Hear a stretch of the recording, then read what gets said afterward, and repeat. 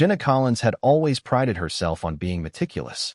As a freelance graphic designer, she tracked every minute of her time, every dollar in her budget, and her electricity bill was no exception. So when her latest statement arrived, her blood ran cold. The numbers had tripled. Tripled. Her hands trembled as she scanned the charges. This wasn't a glitch. This was theft. Her eyes darted to the outdoor outlet near her driveway, the one she rarely used. A flicker of movement caught her attention through the blinds. Linda Hartman, her next-door neighbor and self-appointed HOA enforcer, was lurking by Jenna's hibiscus bushes. Linda's perfectly coiffed blonde bob gleamed under the streetlight as she clutched a charging cable. Jenna's stomach dropped. "No way," Jenna muttered, pressing closer to the window. Linda glanced around theatrically before plugging the cable into Jenna's outlet. The green light on her luxury electric SUV blinked to life. Jenna's jaw clenched. How long has this been happening? Jenna didn't confront Linda, not yet. Instead, she upgraded her security system, hiding a camera inside a fake garden gnome pointed squarely at the outlet. The footage was damning. Linda visited nightly, sometimes staying for hours. But Jenna noticed something odd. Linda wasn't just charging her car. She'd occasionally unplug it to hook up a portable freezer, humming quietly on Jenna's dime. Digging deeper, Jenna discovered Linda's social media, photos of her eco-friendly lifestyle, boasting about her net-zero energy usage. The hypocrisy was infuriating. Jenna compiled spreadsheets, cross-referencing her bills with timestamps of Linda's thefts. The total? Over $2,000 stolen in 6 months. But Linda wasn't acting alone. Jenna reached out to her reclusive neighbor, Mr. Tanaka, whose bills had also spiked. He'd seen Linda tampering with his outdoor lights, but feared retaliation. "She threatened to report my bamboo fence," he admitted. "Said it violated HOA aesthetic standards." Then there was Maria Gonzalez, a single mom 2 streets over. Linda had fined her for excessive holiday decorations, while secretly siphoning power for her heated pool. "I thought I was going crazy," Maria said, showing Jenna her own security clips of Linda sneaking over after midnight. The trio formed an alliance. But they needed irrefutable proof. Jenna's plan was risky. She replaced the outlet's wiring, routing it to a dummy circuit that would deliver a harmless but startling electric pop when activated. She also planted a Bluetooth speaker in the bushes, synced to play a cacophony of barking dogs. That night, Linda arrived on schedule. As she plugged in, the outlet sparked. The speaker erupted with snarling barks. Linda screamed, yanking the cord so hard she ripped the outlet from the wall. She fled, leaving behind her freezer and a trail of frozen shrimp. The video went viral on the neighborhood app. The HOA board, led by Linda's golf buddy, Greg, initially dismissed the claims. "A misunderstanding," Greg insisted. But Jenna leaked the footage to the local news. Suddenly, the eco-warrior Linda was trending for all the wrong reasons. At the emergency HOA meeting, Jenna, Mr. Tanaka, and Maria presented their evidence. Residents erupted, half in outrage, half in relief. A quiet retiree named Doris revealed Linda had been extorting violation fines for years, threatening to expose petty secrets unless neighbors complied. Linda's facade crumbled. "You're all jealous," she screeched, mascara streaking down her cheeks. "I made this neighborhood." The board had no choice. Linda was fined $15,000, banned from HOA leadership, and ordered to repay every stolen kilowatt. Linda's downfall was a watershed. The neighborhood rallied to dismantle her draconian rules, like the ban on bird feeders and unauthorized flower colors. Mr. Tanaka replanted his bamboo. Maria strung up holiday lights in July, just because. But Linda wasn't finished. Weeks later, Jenna found cryptic notes in her mailbox. "You'll regret this." Then, her tires were slashed. The police traced the threats to Linda's nephew, but without proof, they couldn't arrest her. At dawn one morning, Jenna spotted Linda loading a U-Haul. She marched outside, arms crossed. "Leaving so soon?" Linda spat. "You ruined everything." "No," Jenna said coolly. "You did that yourself." As the truck pulled away, the neighborhood erupted in cheers. That night, they threw a block party, grilling Linda's abandoned shrimp and toasting to their newfound freedom. But beneath the celebration, Jenna wondered, had they truly won? Or had Linda simply passed the torch to another tyrant? She glanced at Greg, now cozying up to Doris. Time to stay vigilant, she thought, smiling. Jenna Collins stood at the edge of her newly installed community garden, the solar panels glinting in the afternoon sun. 6 months had passed since Linda Hartman's exile, and the neighborhood had flourished. Bird feeders dotted the streets, bamboo fences swayed gently, and Maria Gonzalez's year-round Christmas lights twinkled like defiant stars. Yet Jenna's victory felt fragile. The cryptic postcard in her mailbox that morning confirmed it. A glossy image of a windmill farm, and signed, with a single word scrawled in red, "Watch." She didn't need to guess who sent it. The moving trucks arrived on a foggy Tuesday. The house across the street, vacant since old Mrs. Whitaker passed, now bore a sold sign. Jenna watched as a sleek black sedan pulled into the driveway. A man stepped out, tall and polished, his suit crisp despite the humidity. He caught her staring and waved, his smile sharp as a knife. David Mercer. He introduced himself later, handing her a bottle of expensive bourbon. "Heard you're the one to know around here." Jenna's instincts flared. His grip was too firm, his eyes too calculating. That night, she Googled him. David Mercer, former energy lobbyist, specializing in urban sustainability. His LinkedIn photo showed him shaking hands with Linda Hartman at a conference.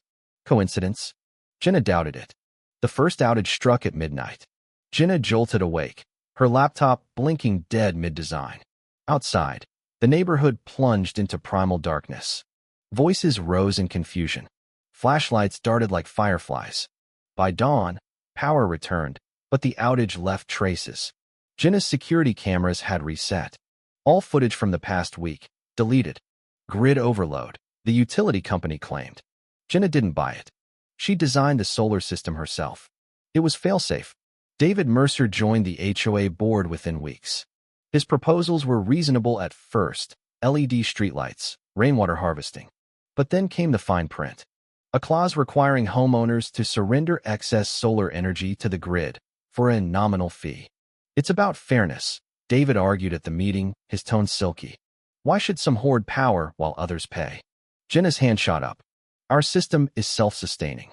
This isn't about fairness. It's about control." The room tensed. David's smile didn't waver. "Control," he repeated, "is what keeps chaos at bay." Jenna began noticing anomalies. Her smart meter flickered erratically. The community garden's solar output dipped nightly, though the weather was clear. Then Mr. Tanaka found a device clamped to his power line, a tiny, wireless drainer. "It's siphoning energy," he whispered, handing it to Jenna. "But where's it going?" They traced the signal to an encrypted server. Jenna's blood ran cold. The IP address led to a shell company, one linked to David's former firm. Linda's postcard flashed in her mind. "Watch." Jenna devised a countermeasure. With Mr. Tanaka's help, she rigged the solar grid to backfeed false data, a decoy stream showing rampant overproduction. Meanwhile, Maria camped overnight in the garden, phone ready. At 2:17 a.m., motion sensors triggered. David emerged, clad in black, attaching a drainer to Jenna's panel. Maria's camera flashed. "Smile," Jenna called from the shadows. "You're trending again." David froze, then laughed. "You're smarter than Linda said." The evidence was undeniable. David's scheme stretched beyond their neighborhood, a pilot project to manipulate suburban energy grids, creating artificial shortages to justify corporate takeover. Linda, ever the opportunist, had tipped him off about Jenna's solar system. She wanted revenge, David admitted during his police interrogation. "I wanted profit. Symbiosis." But Jenna found the deeper thread. David's company had quietly acquired failing power plants nationwide. This wasn't just greed, it was a blueprint for monopoly. News outlets pounced. Congressional hearings followed. Jenna testified, her viral TED Talk on community versus corporate power, racking up millions of views. David's empire crumbled, his mugshot plastered beside Linda's in memes. Yet Jenna felt no triumph. At home, another postcard awaited. This time, a prison address. Linda's loopy script, "You're next." The neighborhood rallied once more. They formed a coalition, Suburban Power Alliance, a grassroots network shielding communities from predatory energy policies. Jenna trained others, her blueprints shared nationwide. But power attracts shadows. At an alliance meeting, a newcomer lingered, a woman with Linda's steely gaze and David's sharp suit. She praised Jenna's work, her questions a little too probing. As the woman left, Mr. Tanaka murmured, "She's with the State Energy Commission." Jenna watched her go. Or someone worse. Years later, Jenna's garden thrived, its solar panels powering half the town. Linda, paroled and penniless, vanished into obscurity. David? His plea deal earned him a consulting gig, ironically, advising on renewable ethics. Yet Jenna kept a charger by her bed, its cord coiled like a serpent. Some battles ended. Others simply evolved. One night, her security app pinged, an alert at the garden. She crept outside, flashlight in hand. A figure crouched by the panels, young and unfamiliar. "Freeze!" Jenna barked. The teen spun, eyes wide. "I just wanted to charge my phone. The library's closed and—" Jenna lowered the light. She recognized the desperation.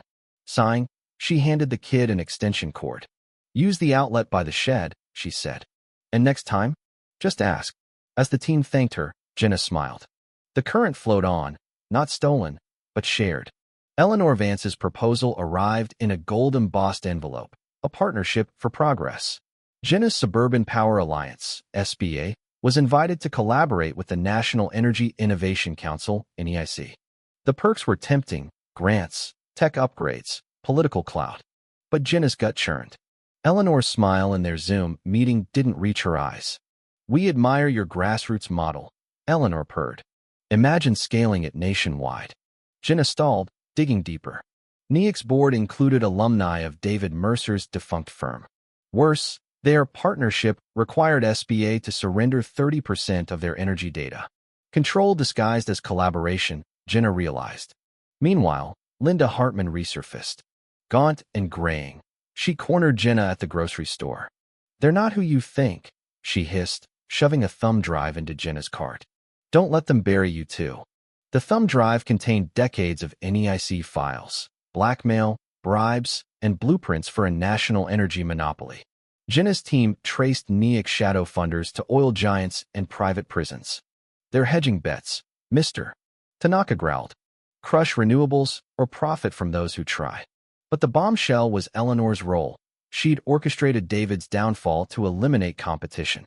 Now, NEIC aimed to absorb SBA, dismantling it from within. "We go public," Maria urged. "No," Jenna countered. "We hack public." SBA launched Operation Blackout. Jenna leaked NEIC's crimes to journalists, hackers, and TikTok activists. Mr.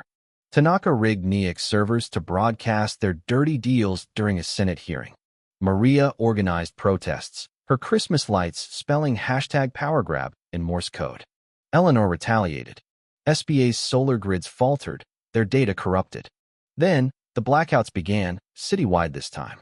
NEIC blamed renewable instability and seized control of local grids. Jenna's neighborhood went dark, but not defenseless. They switched to backup batteries, their homes glowing like fireflies in a storm. "You want a war?" Jenna muttered, watching drones patrol overhead. "Fine." The showdown unfolded at NEIC's headquarters. Jenna's team infiltrated the building, using Linda's old schematics to bypass security. Inside, they found Eleanor monitoring a holographic map of the nation's grid. "You're too late," Eleanor sneered. "The system's mine." "Yours?" Jenna smirked. "Check again." SBA's hackers had rerouted NEIC's code, linking every community solar farm into a decentralized network. Untouchable, unstoppable. The hologram flickered, then lit up with thousands of golden nodes. SBA chapters, thriving. Eleanor lunged for a kill switch. Jenna tackled her, the women crashing into servers. Sparks flew. Alarms blared. "You lose," Jenna spat. "No," Eleanor laughed wildly. "You just inherited the fight." NEIC collapsed under lawsuits and scandal. Eleanor vanished, rumored to have fled to a non-extradition country. Linda, now a begrudging SBA informant, muttered, "You're welcome," before disappearing into witness protection. Jenna stood in her garden, now a sanctuary of sunflowers and solar panels. Reporters clamored for interviews, politicians begged endorsements. She ignored them, teaching a group of teens to install wind turbines. Why trust us? One asked. Because power belongs to everyone, Jenna said. Even you. Epilogue: The Eternal Current. Years later, Jenna's memoir Watts of Resistance topped bestseller lists. SBA had grown into a global movement, but she stayed rooted in her neighborhood, now a blueprint for sustainable independence. One evening, a notification pinged, a photo from an anonymous account. It showed Eleanor, aged and anonymous, plugging a charger into a rural solar hub. The caption: "The current never dies." Jenna smiled, unplugged her phone, and walked outside. The sky blazed with stars, the air humming with cicadas and children's laughter. Somewhere, the battle raged on. But here, for now, the light was theirs. Thank you for taking the time to listen to today's story on Store of Good Stories. If this story touched your heart or made you think, don't forget to hit like and share the video to spread this positive message to more people. And if this is your first time here, make sure to subscribe and turn on the notification bell so you won't miss any of the meaningful stories we share every week. Your support is the biggest motivation for Store of Good Stories to keep bringing heartfelt and valuable stories to you. See you in the next video.